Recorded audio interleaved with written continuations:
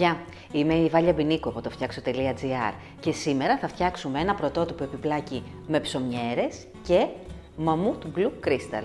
Πάμε να δούμε τι άλλο θα χρειαστούμε. Θα χρειαστούμε ξύλα, ψωμιέρες, το μαμούτ γκλου κρίσταλ με τον ειδικό κόφτη και το πιστόλι σιλικόνης μαμούτ γκαν, μεταλλικά πόδια, βερνίκι και φυσικά το σχέδιο από το diy.bostik.com. Ας ξεκινήσουμε σημαδεύοντας πού θα κόψουμε τα μεγάλα ξύλα. Τοποθετήστε τις ψωμιέρες στις άκρες των ξύλων και αντιγράψτε τις καμπύλες τους.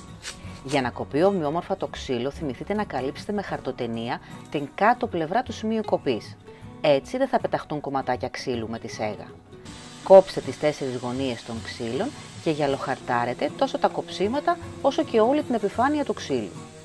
Τα κομμάτια που θα περισσέψουν μην τα πετάξετε, γυαλοχαρτάρετε τα και αυτά, θα τα χρησιμοποιήσουμε για στηρίγματα του ραφιού. Πάμε να περάσουμε σημάδια για τις κολλήσεις τώρα. Βρείτε το κέντρο της εσωτερικής πλευράς της ψωμιέρας και σημαδέψτε πού θα κολλήσετε το ράφι. Σημειώστε επίσης 5 εκατοστά από κάθε άκρη για να ξέρετε πού θα βάλετε τα στηρίγματα. Βάλτε και πάλι τις ψωμιέρες πάνω στα μεγάλα ξύλα και αυτή τη φορά σημαδέψτε την εσωτερική τους πλευρά.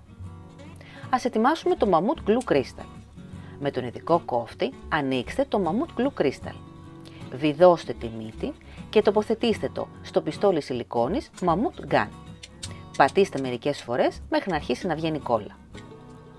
Τώρα εφαρμόστε μαμούτ γκλου κρίσταλ στα σημάδια που κάνατε στην εσωτερική πλευρά κάθε ψωμιέρας.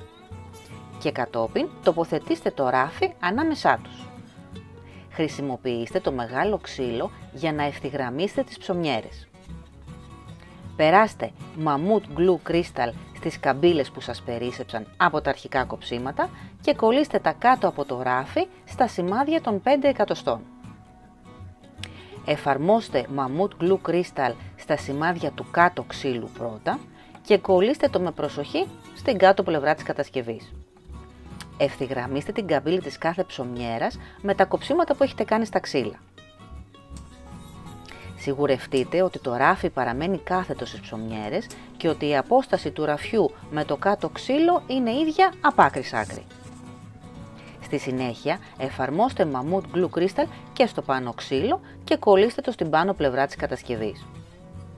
Πάρτε το χρόνο σας και ελέγξτε ότι τα ξύλα εφαρμόζουν όπως πρέπει. Το μαμούτ γκλου κρίσταλ σας δίνει τη δυνατότητα διορθωτικών κινήσεων για τουλάχιστον μισή ώρα. Όταν ολοκληρώσετε την τοποθέτηση, αφήστε την κόλλα να ωριμάσει για 24 ώρες. Τέλος, καλό είναι να περάσετε ένα άχρωμο βερνίκι όλη την κατασκευή αφού στεγνώσει το μαμούτ γκλου κρίσταλ. Αφήστε και πάλι την κατασκευή να στεγνώσει καλά. Αφού στεγνώσει και το βερνίκι, μπορείτε να βιδώσετε τα πόδια στην κάτω πλευρά της κατασκευής. Το πρωτότυπο επιπλάκι μας είναι έτοιμο. Με γεια!